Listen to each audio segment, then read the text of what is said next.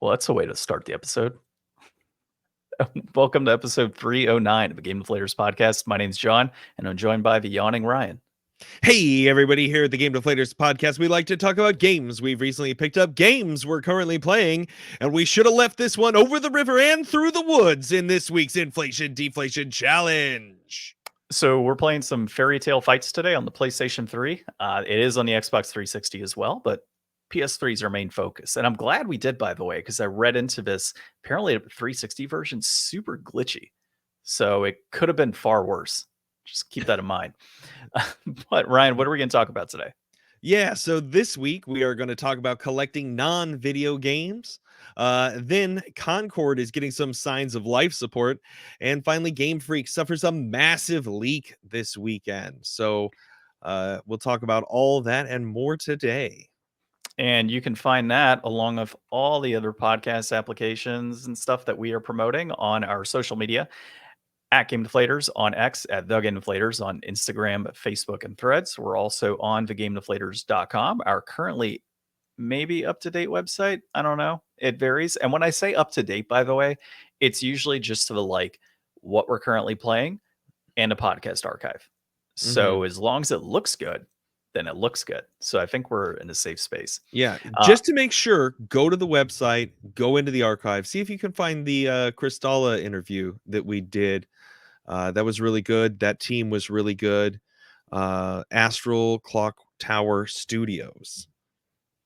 And then also you can find us on YouTube. So if you're watching us, thank you. Go ahead and hit the little bell so you're notified when we are on, as well as subscribe. And then, of course, you can subscribe to our podcast on a podcast application if you are listening right now.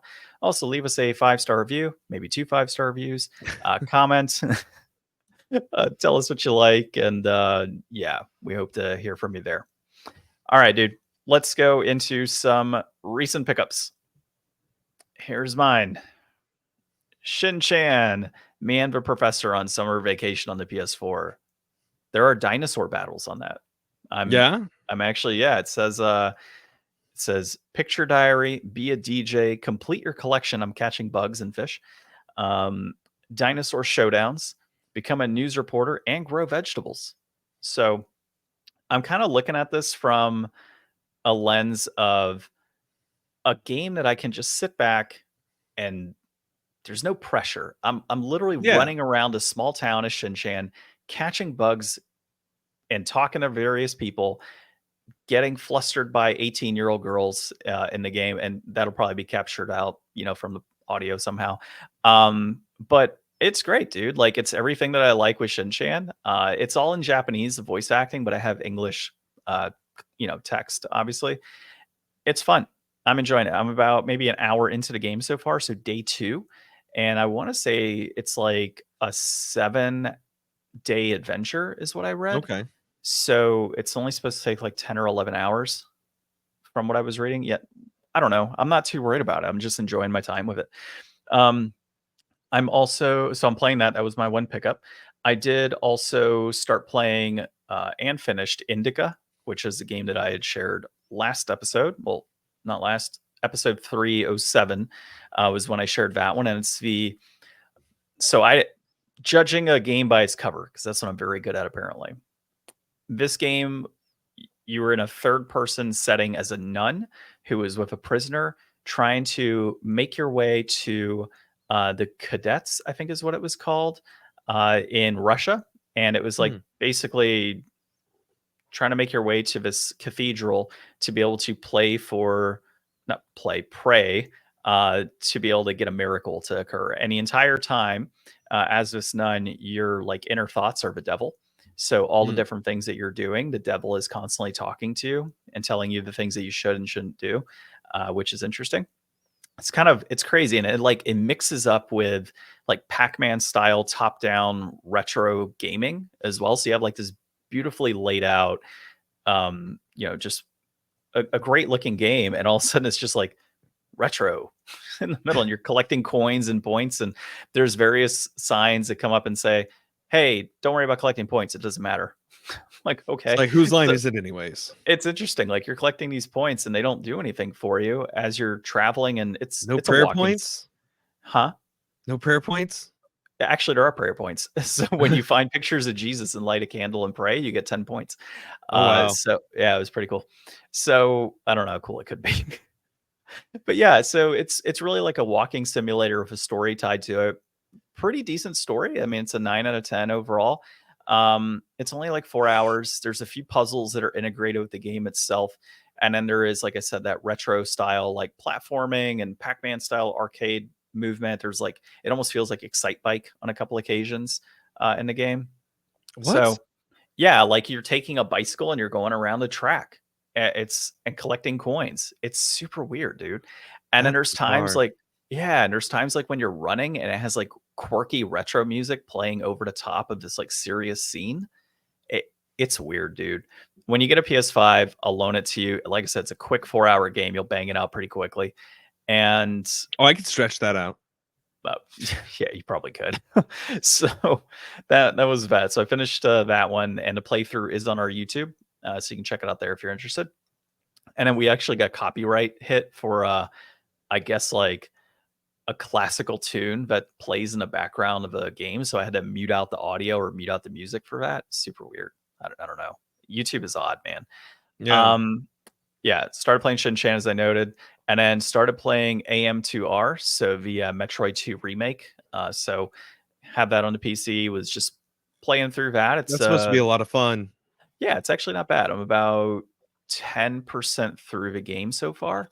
I finished a couple boss battles and just really exploring that. So yeah, I don't really play Metroid very often, like or that type of platformer very Yeah, you frequently. said So Metroidvanias before aren't really your big mm-mm. genre lately. No, very, very rare that I will actually boot one of those up. I have quite a few that I need to get into, like that one that has like that psychedelic look to it. I forget Yeah. the name of it.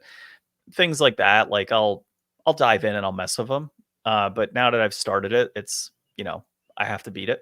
So I guess fill you in as I continue playing that game. There you go. Yep. All right. What about yourself? So this week I haven't picked up anything. I have been playing more Balatro. Love Balatro. Doing the Balatro thing. I am finished with all of the decks that I've unlocked so far on White Stake, and now I'm going through doing Red Stake on each of them. A little bit more challenging. I've done about I think 3 or 4 decks. So I still have a long way to go, and like to get all the way to Gold Stake, like that's where the challenge lives, and I don't know how long or if I'll ever make it that far, but I'm still having a really good time. And then I excuse the yawning. I've been up late last night hanging out with some friends. A friend of mine's getting married, so we got the old gang back together. We just kind of hung out all night and played some games. So I wanted to shout out some games that maybe I've never mentioned before, but are super fun that we always like to play back in the day, and we revisited last night. One of those is going to be Speedrunners. This is a really tight racing game where you've got all these different skinned characters. There's like a witch cat and a Russian like astronaut superhero looking guy. There's a a dog called Sherlock Bones that is like a big like English bulldog the size of a man with like the hat and the pipe and tweed jacket. And so um it is a 2D side-on view, and you are racing around the stage, jumping and ducking to slide and avoid obstacles like boxes, and wall jumping to get up vertical shafts. You also have a grappling hook that you can use to attach 2 points in the ceiling, and then you get that swing arc and let go, and it gives you like a speed boost and helps you navigate like tight turns. Like there's lots of sections where you'll be having to like go back and forth down like several rows. But instead of running, if you get the timing right, you could just grapple between like the levels back and forth very quickly. And as you run through the map, the edges of the map get smaller and shrink in from the sides. And if you go too far just off the map, you die if Did you're we not play on that at screen. Did we play that at Yeah. your bachelor party? Yeah. Okay. It'd been a That's while. Yeah, it's on Steam, right? That's a super fun game that I always love.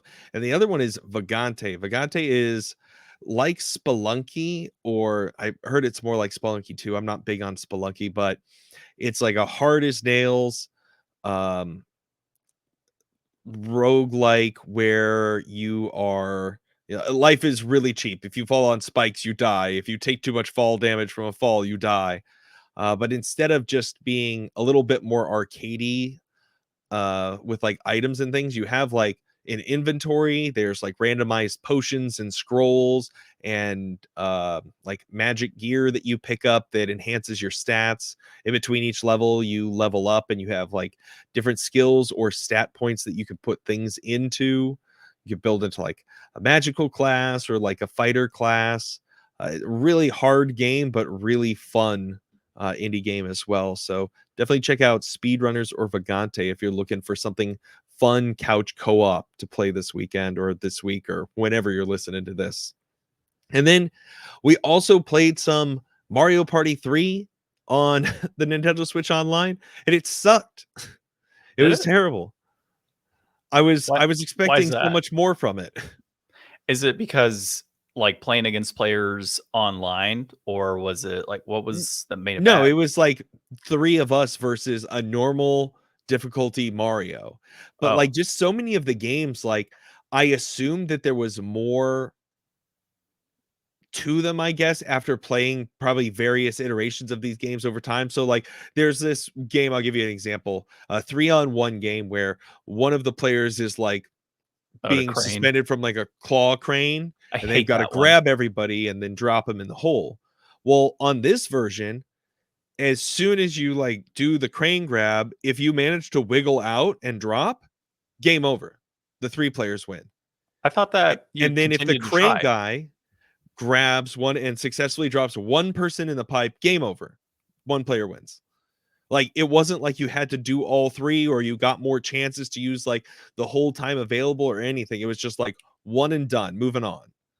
And See, like so many games were like that. I was like, wow, I thought they must have really done more iteration on these, and that's why they're better and more memorable now. or maybe we haven't played the original in a while, and maybe that's This how was it always 3. was. Yeah, no, I know. But I'm So saying it's maybe like we not even the first one. And no, no, I know what you mean. The original as in the original yeah. 3. Yeah, Mhm. I haven't dove into it to see if there's any massive changes. Sounds like there are.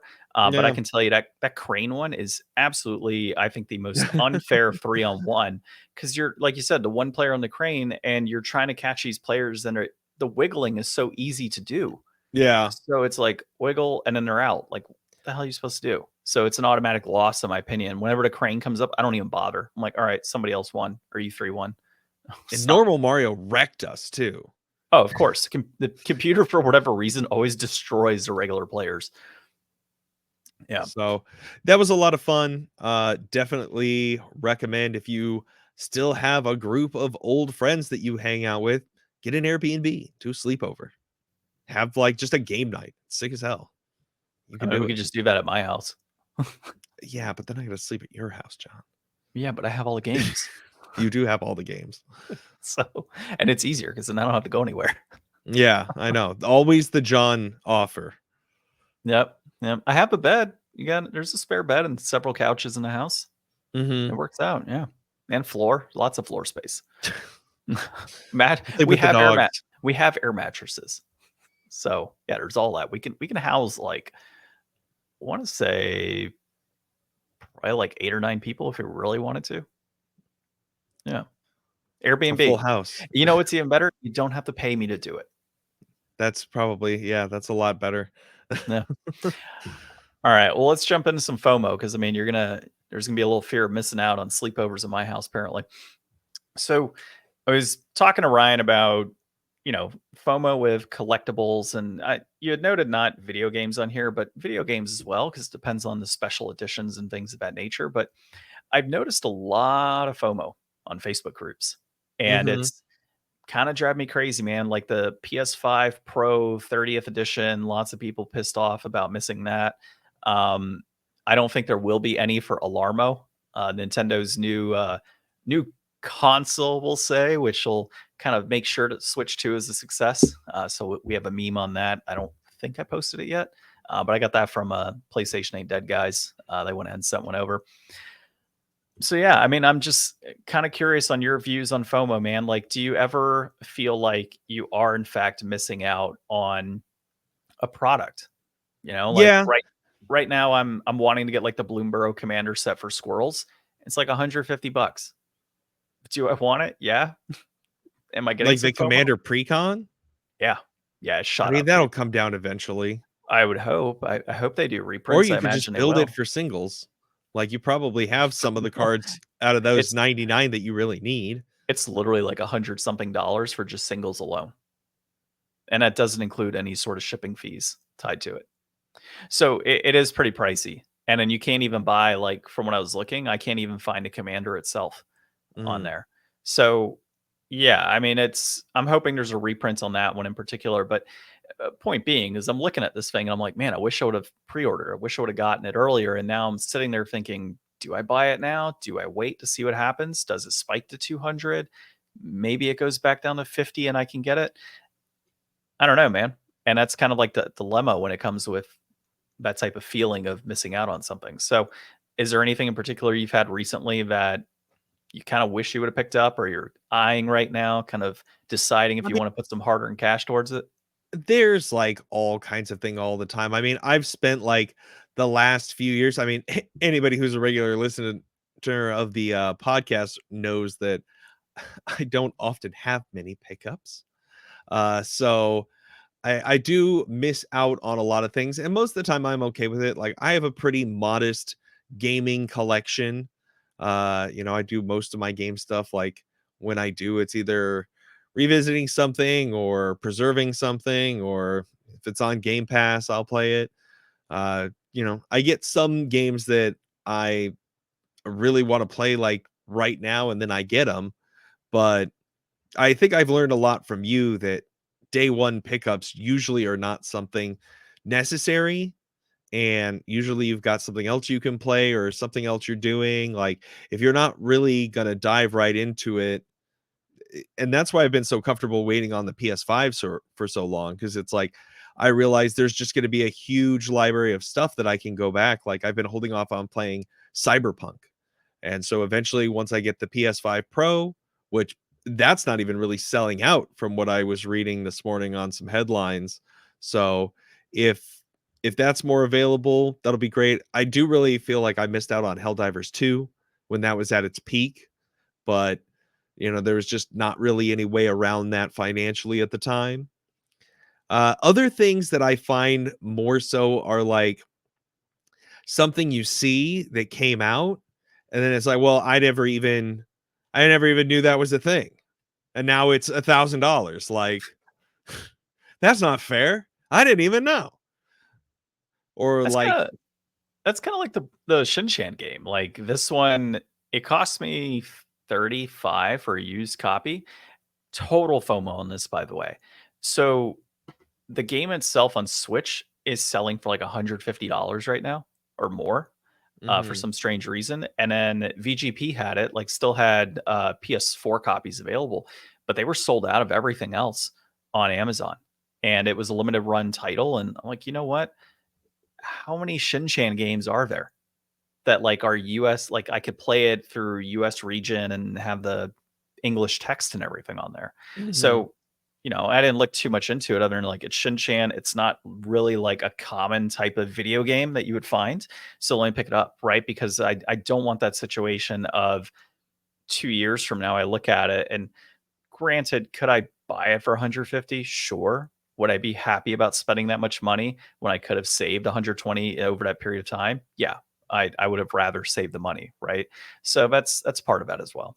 yeah. I think there's other situations where you can kind of get over your FOMO if you rationalize it in a way that makes more sense. Like, I used to have Paper Mario for N64. I would love a copy of Paper Mario for N64. I would love a nice, crisp one in a box, like a complete in-box copy, but that would be so much more money. And I don't even own an N64 to play it on. I have lots of other ways I could play that game. So I'm way better off. I could go on Etsy and probably for like $10 buy like a really nice, crisp, repro box and just put that on the shelf. Same effect. Way cheaper. Exact same effect almost, like, because I'm never going to really use that copy.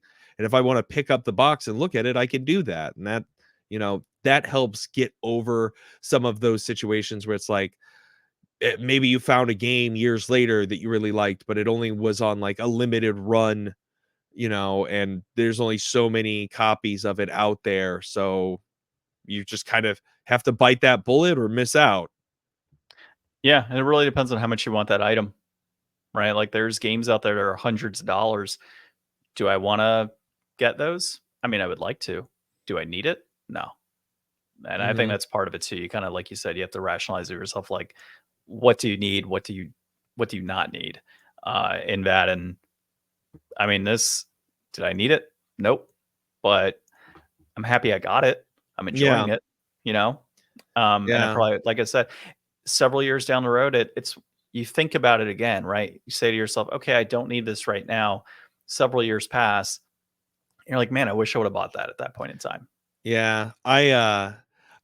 I guess another source of FOMO is like you go to your Amazon wish list and you look at the stuff that you saved on the wish list, and it's like the things that are just not available anymore. Like there's no sellers for it, but the item's still on the wish list sometimes, and you can still see what it was, and you're like, well, I guess I could look on eBay if I ever really want this in the future and decide to commit to it. Or it's just like something you missed out on. Like I haven't committed to buying like a ton of One Piece cards, but I have too many to just fit in like a deck box or two at this point and have any kind of organization or anything to them.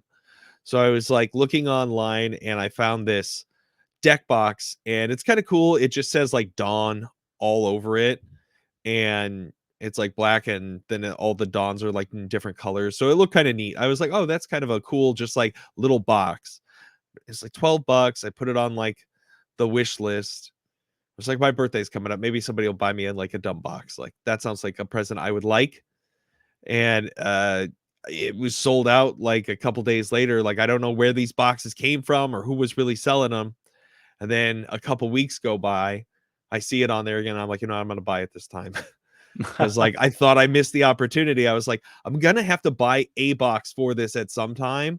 This is the box I want. Like I'm just gonna commit to getting this so that I don't have to settle. A lot of time I think like FOMO comes up where it's like there may be an alternative, or there may be, a potentially smarter alternative, but sometimes that feeling of settling really gives you that FOMO too, where it's like I know that I could have done this better or whatever, or this could have been, I should have gotten that copy that was still sealed instead of this copy that's just complete in box, or whatever. I don't know. Find a better example. I actually put things on like notifications for myself, restock notifications. So that way I am made aware when certain things go back in. Just pick them up. So like the Bloomborough Commander set, I do have restock notifications at several retailers for that, just in case. Mhm. We'll see if they get it. Great. If they don't, then down the road, I'll look into it. Right? It's not like all these cards are super expensive, anyways. It's just more so the fact that it's all kind of bundled together. And I could theoretically get it, in Japanese for far less, like $80, but who wants Japanese cards when you can get the English, right? Can you even Um, play with Japanese cards? oh yeah, I play Chinese, Japanese, Portuguese. There's a meme that can come in from that here in a moment, but Look at yeah, these. what look at these. So yeah, I buy foreign cards all the time. In fact, I've got a Force of Will that's Italian because it was cheaper to buy it in Italian, but in English does the same thing. I know what the card is, so why Mhm. not? I've been looking at two and I three guess it hundred just dollar. depends on the scale of the event that you're trying to enter into. Doesn't Like, I matter. assumed that there were rulings against, like, Nope. not being able to read the card. As long as you can say what is on the card, it is all good. And so, yeah, it's no problem. And so, a dick thing that people would do in tournaments years ago, and they probably still do it, is if you played a foreign card, somebody would call a judge over, and the judge would say, "Okay, gotta explain the card, or hey, what does that card do? I don't believe my opponent because it's foreign. So can you explain it to me? So judge would have to come over and like literally read the cards. So I remember a dude that played like just Japanese cards and he knew what it was. And yeah, he was at a tournament and some guy just kept calling out the judge to come over. And they're like, just stop. Like you have a phone, you have the internet, take a look at that and it'll give you an answer. Like you're all right. So, Mhm. ultimately that's one way to kind of look at that with foreign cards, but I just buy them because they're cheaper. And I'm not too worried about the language on Magic cards. Like as long as it's an original card, I really don't care. If See, it's that's another foil, thing. yeah, Is you can always settle maybe in a good way. Like, especially in Magic, like there's so many ways to build a deck. Like, all right, do you want this card in foil? Do you want it in full art? Do you want it in alt art? Like, there's, do you want it from this series or that series? yeah. This one has this design on it. This one has like the original text before the errata changed the text. Some of these cards that are worth a ton of money, there's like other versions or more modern reprints or whatever, and it's like maybe you don't need that first printing. I actually picked it up. It was a standard card a while back. It was a big dinosaur. It's probably like 15, $20 at the time for an English copy, just regular print. And I found a Chinese simplified text version for $5 each. Like, cool. So in a tournament, somebody's like, "Oh, you play that? Oh, it's in Chinese. Can you remind me what it does?" I'm like, "Yep, hold on, Google. All right, here's a picture of a card in English. Simple Easy enough." enough. Yeah, simple enough. There's a card. It's on TCG. We'll take a quick look on it. So yeah, and that's usually if I have certain Chinese cards that are or any language for that matter, I usually will have the Google images ready to go. So if I'm in tournament, I just scroll through them real quick. Yeah, I Um, think another kind of missing out with collecting that I think I've run into and my wife's definitely run into is if there's something that you really like a certain franchise or something, and there's just nothing for it, you know? yeah, Like, I really like Cowboy Bebop, but there's not like a whole lot of like modern Cowboy Bebop merch out there to find, or um I don't know. There's so many other things that like, I have some Japanese Cowboy Bebop games. yeah, like I have one Cowboy Bebop shirt I got when I was in Japan, but like even when I was over there, I was like hoping to find like more stuff, but it's not trendy, it's not new, it's not what's selling now. Like people want You need a modern remake. stuff. Yeah, you need a remaster or something of that anime to be able to get some new Oh, content for the most part. Netflix tried that. Let's not talk about that one. But Well, yeah, and so so go yeah, ahead. so I was gonna say one other thing is and then you have companies that are preying on that consumer, right? So Mhm. Nintendo, with the recent announcement of the Alarmo, uh, total FOMO play, dude. Like nobody needs a damn Alarmo. Like I don't know why it was made other I than heard a good theory today. to try and get people to buy it. Yeah. So I heard like this could be just like Nintendo playing with the radar technology and getting some development and stuff in line for that. Because, I mean, if you have that kind of room sensing radar technology and an alarm clock as a test bed and it works out Mhm. really well, next level, you could make, like I don't know, like some kind of new version of play Nintendo Fit or Wii Fit, or what's the So, exercise ring you got? Ring Fit Adventure. Ring Fit. Like you could do a lot more elaborate things if you had an item that you're using, but also a system that is watching you use that item, more like a Connect or something, I guess. So that theory is really looking at the Alarmo as Nintendo's way of gathering data on consumers to be able to up its technology in the future. Yeah, could be.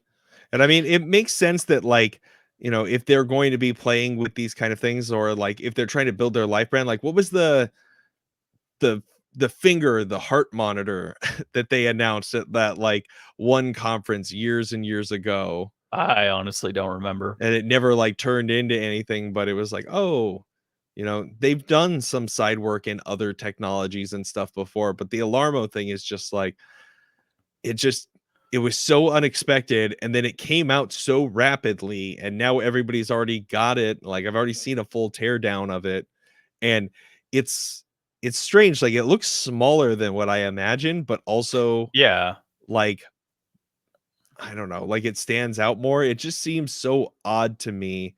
Like, it's like parallel world Nintendo Yeah, leaked like, into ours for a minute. and you know what? I'm sure there's other like smart alarm clocks out there that can do exactly the same thing. I Yeah. There's got to be something that tracks your body movement and temperature and stuff of that nature.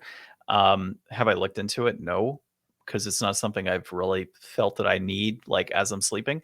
And then on top of that, I can't sleep with a light on for like the numbers. Mhm. Unless it could dim out, it's not my thing. That's a product that I would probably. I think Barry said Carenza Premium Edition that he would buy something like this. Feels like $50.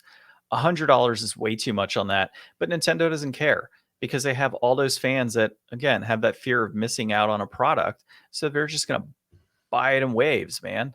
And Yeah. it's unfortunate, but everybody like if people would just leave that type of stuff alone the same way they would just leave scalper pricing alone, probably be a little bit better off as consumers, but there's just too many of those people are just trying to buy stuff just to get it, you know? Yeah, I wanna put this out there and see if we can get any engagement with this too. John was talking to me, about what Barry said, and I was like, $50, that's a pipe dream. Like, my best optimistic guess is, like, you'll see this thing, like, 80 to 90 bucks on sale for holidays or full price, and you get, like, a $10 Nintendo Online gift card or something with it, like, because if you're gonna be able to buy other characters and stuff with it, that gets you kind of like an inroad with that, or gets you money off of a game so that you're at least spending more money with Nintendo. Like, it could be just kind of a loss leader bundle product. Maybe. I mean, I could see it go for 75. I can also see pending the amount of stock that they actually have, it plummets in value. I mean, think about like the Labo and how cheap that was for quite some time. I mean, they couldn't get rid of that stuff at Best Buy. I They just always had think about Labos. the Oh, to PlayStation Classics, just a pile of them for 20 bucks a pop. oh Meanwhile, yeah. like, everybody was rushing to try to get, like, the Super Nintendo ones because they thought they were gonna sell out like the NES ones. They did Those eventually. those mini consoles were wild. Well, and the PlayStation Classic, it was so cheap and we got it for a cheap price point, and then they skyrocketed right afterwards. I think for Yeah. like 120 bucks.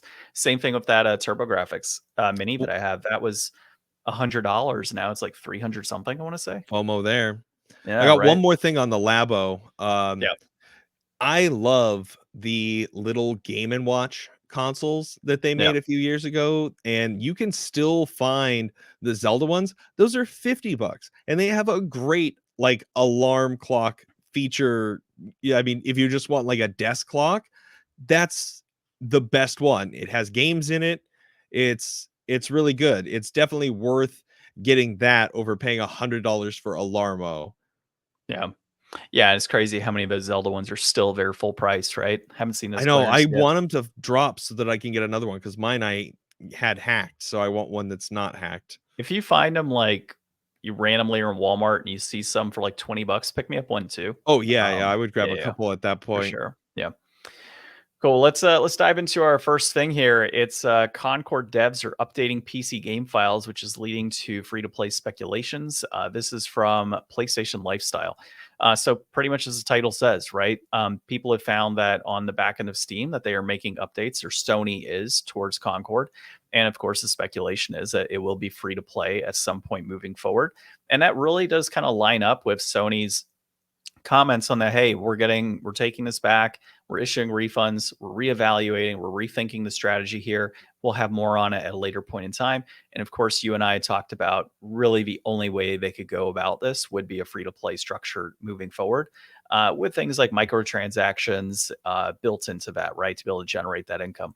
Sony has to do something, right? They're going to take a loss on this at the end of the day if they don't do something. So if you can somehow recoup from a revenue standpoint, uh, via microtransactions, whatever small player base you have, cool. I do think though, with this shift to a free to play, if it does in fact happen, I think Concord will actually be pretty successful. I think it did get shit on unnecessarily because of the whole like $40 thing and not a whole ton of players and you know, just the way it was pushed out into market. From what I've heard, the game itself is actually not bad. It's a pretty decent game. And in fact, I think IGN gave it a 7 out of 10. And they also gave Dragon Ball Z Sparkling whatever a 7 out of 10 Sparking as well. Zero. Sparking Zero, whatever. Yeah. So, I mean, if we're going off ratings alone, if it's getting the same type of ratings and reviews as a DBZ fighting game, it can't be that bad, right? It's not like out the gate the game was getting Okay, 2 out of 10, so 1 out of 10 reviews. Like, it's not broken. that's well, no, but John, the biggest difference between Concord and Dragon Ball Z Sparking Zero is that Dragon Ball Z Sparking Zero is based off of one of the most beloved and popular anime manga series of all time, This is and true. people freaking love it. The problem with Concord is that nobody likes what Concord is. They like the shooty parts because those are fine, but nobody cares about the characters. Nobody likes the aesthetics. Nobody likes the game balance around like how the teams work and how the skins work and how the like bonuses for choosing characters and not being able to choose characters works. Like it all that is a cluster. And the name itself has just been so tarnished at this point. Like if Sony was going to do anything with this at all, they should start a brand new game and just take the bits and pieces mechanically that worked well, like good shooting, or maybe this character had like a really cool move set that we could incorporate in somehow into this new game. Like there's no world where, as low as the numbers were when this game was in its open beta, like when it should be like the most like, all right, it's free, it's not out yet, like exclusive window, and just nobody cared. Like nobody showed up for that and wanted to play it then. So why would they do it after it's already come out, flopped, been taken off the market, and then shoved back out in a, cobbled together new fashion as quickly as they could manage? Like I think it they're not gonna depends make on anything off of I this. think it depends on how they, like you said, right? There were certain balances that weren't right. People didn't like some of the aesthetics and the level design and things of that nature. That could be fixed. I mean, there's ways to get around that. If we Yeah, but start it's looking like at it's there's not other gonna happen. games.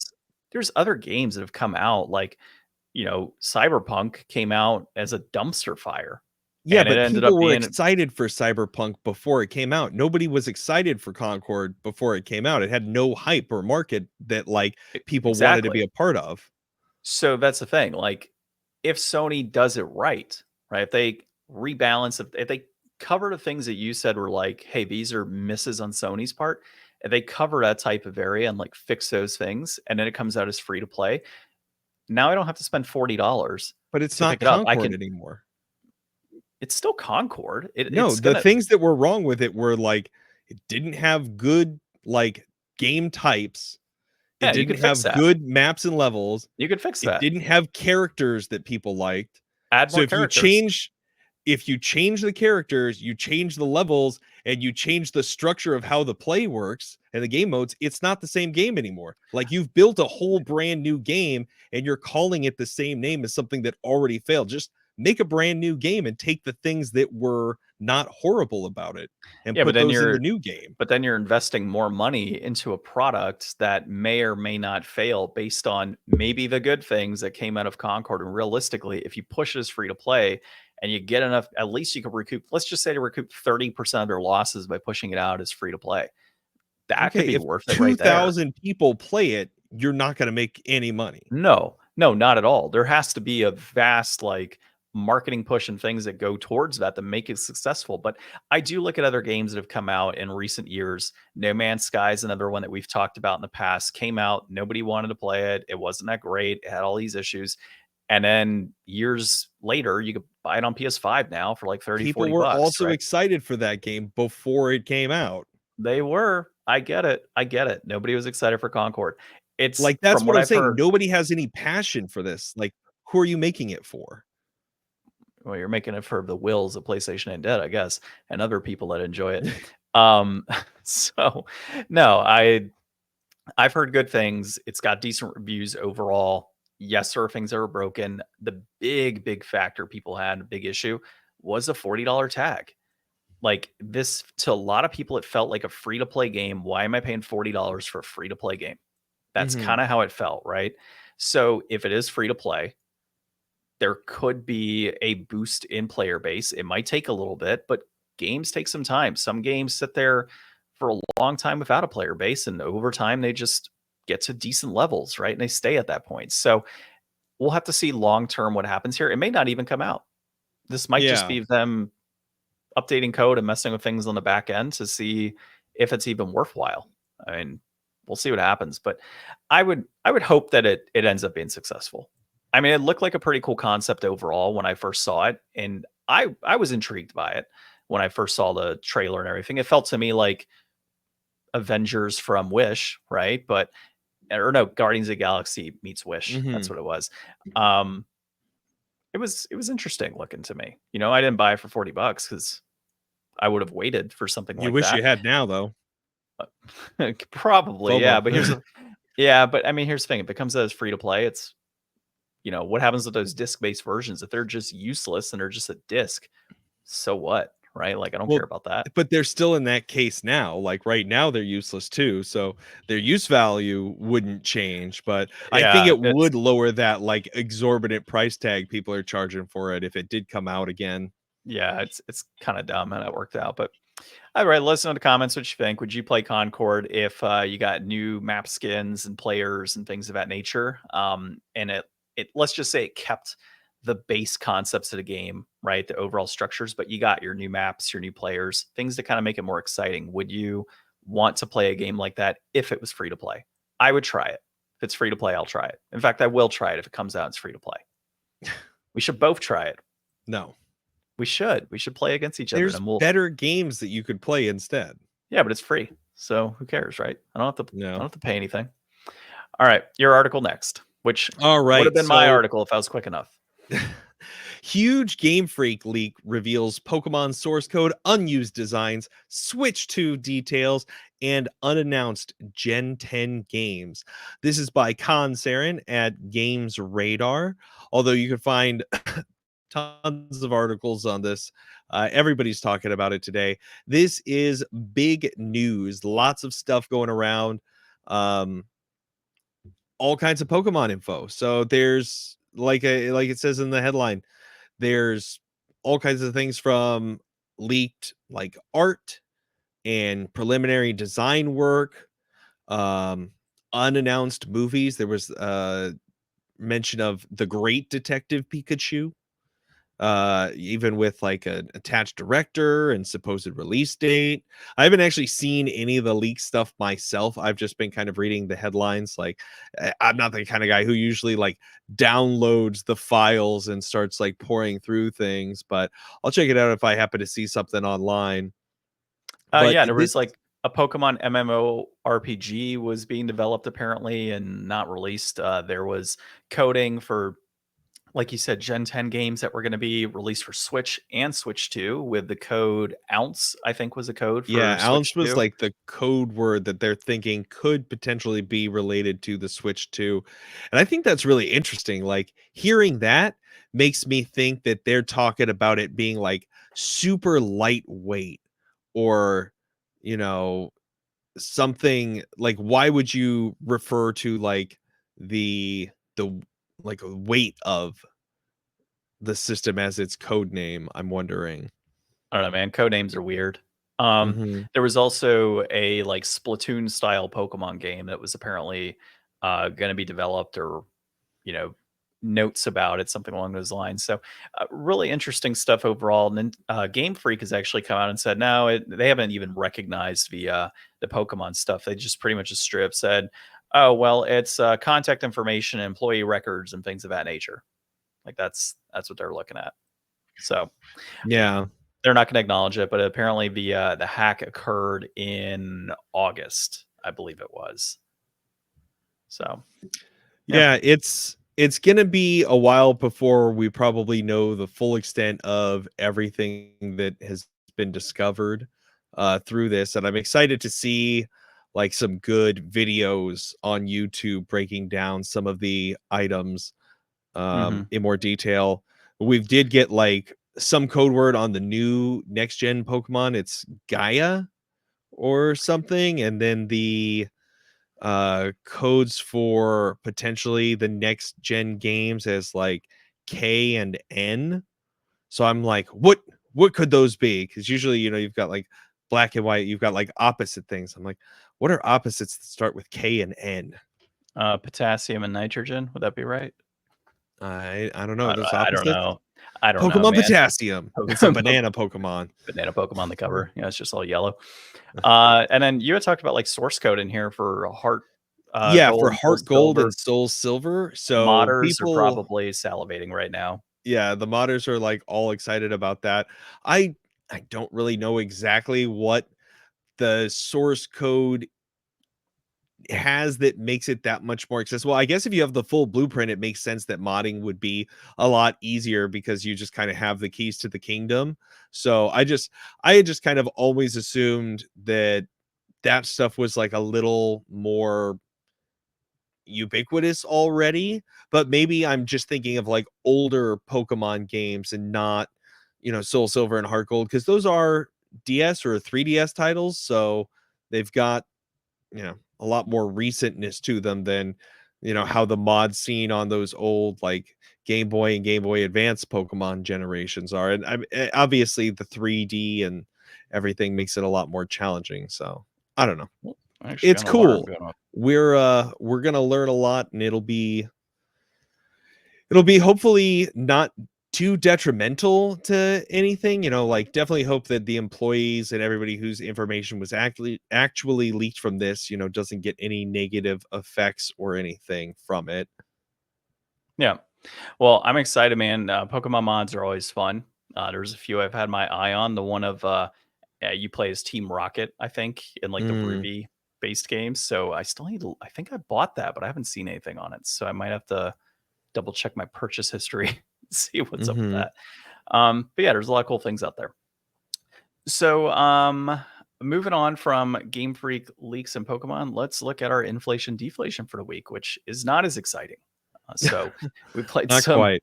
Yeah, we're gonna be upfront. This is probably inflated. So we're looking at Fairytale Fights on the PlayStation 3. This was developed by PlayLogic Game Factory, published by PlayLogic Entertainment. It was directed by, you're gonna kill me here, Oliver Lermite. Olivier. Olivier? Oh Yeah. yeah, I didn't see the I. Olivier Lermite. Okay, well, not a very good game, Olivier. So it was released in October of 2009, and it is a hack and slash action adventure with a mixed reception of about 51%, at least on the 360. But I was seeing anywhere from 4 out of 10 and 6 out of 10 everywhere else that I was looking Yeah. to. So this is in this game, players take on the roles of famous fairy tale characters like Red Riding Hood, Snow White, and Jack from Jack and the Beanstalk. The story revolves around these characters as they battle through hordes of enemies to restore their honor and bring peace back to the land of fairy tales, or at least we assume, because it's kind of not a lot going on. I mean, it is a very basic like hack and slash adventure with just like wading through the same kinds of enemies, not really doing anything interesting, not really finding too much interesting. Some of the art like is, I guess, interesting in its own way. It kind of gives me like kind of Psychonauts vibes, that kind of like a little more raw and a little more shaped characters than, very realistically proportioned or much more cartoonish in origin. Yeah, so we played a couple modes here. They have a multiplayer mode that we played, and I'll get into in a second. And we had the main two-player adventure mode, which kind of starts you off in like this fairy tale town with various characters you can talk with, and you kind of make your way through to the first level, and you are attacked by like lumberjacks, like little lumberjacks, and you are carrying with you things like carrots and saws and axes and knives and other things, and just hacking and slashing away, and lots of pools of blood everywhere. And it's interesting. The game has a mechanic that you could slide around and pools of blood. Yeah. which was That was kind of kind of neat, actually. Like, yeah. there are some things in this game that, while it's not a great game, you could see those inspiration, the things that really kind of like, oh, that's unique, that's different, that is something. Like, I could see, when they were coming up with this, how this, was a good thing for them to put in here. It stands out as being more creative, and there is a lot of creativity, I guess I would say, in this game. Yeah, I mean, like, whenever you're killing an enemy, it'll have like a little flash up moment, like where it shows what's actually occurring with that death of that character that you're fighting. A lot of lumberjacks, apparently.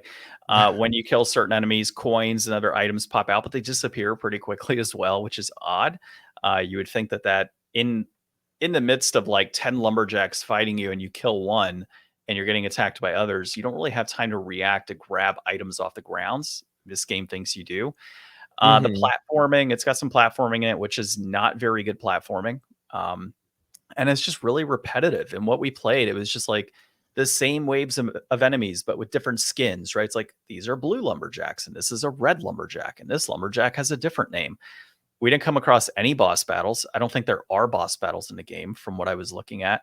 And yeah, it's the same thing over and over again. And so diving into that multiplayer, that was even worse because it had like no true format, right? It was like a battle royale, like almost Smash Bros style game where you just have this big level.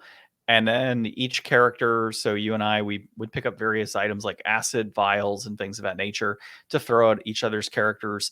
There would be little enemies that would come out that we could attack and then use as weapons. Super weird concept, but it really just kind of came down to What were they, gnomes?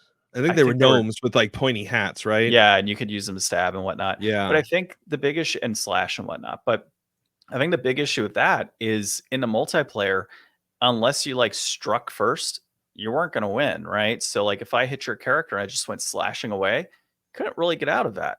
And that's it. Then I would get points, right? Um, I wasn't a fan of it. It felt really clunky. That multiplayer mode, not something that I would go out of my way to try out. And it has like this really far off view. So you're not even, Smash Bros, when you're kind of close and tight in a level, it pans into that area. But as you spread out, the level gets bigger. This was the whole level is like that big mode, and your characters are itty bitty, and it really doesn't have a core focus on what's happening in the level.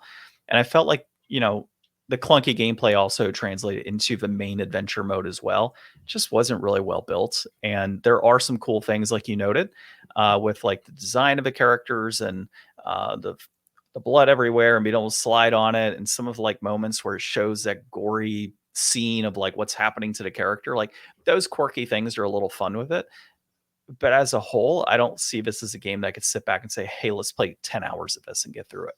Yeah, I think that this is one of those games where, I mean, if you're using fairy tales or, you know, um, references to like Greek mythology and things like that, all of that is free public domain IP that you can use. So, like, you can create recognizable characters without having to shell out anything. So, that's a good kind of starting point. And then I think that this is from 2009. So, this is, in the history past Shrek. Shrek kind of made those irreverent fairy tales kind of a forefront thing.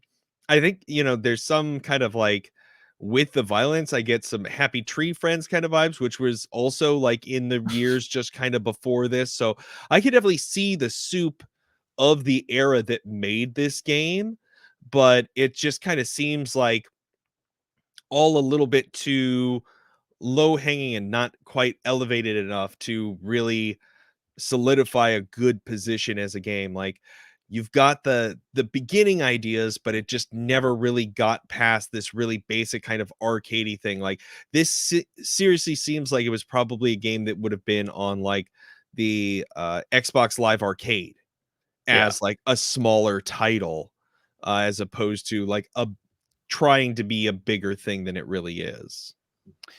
So I was going to get into brass tacks here, and then I saw one of your pricing models. So I wanted to adjust that real quick. So I'm going to go based off of a more recent price. So it's a little easier.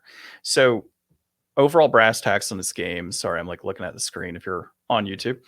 Complete in box is $12. It peaked at $17.49 in September of 2021. That's holding steady.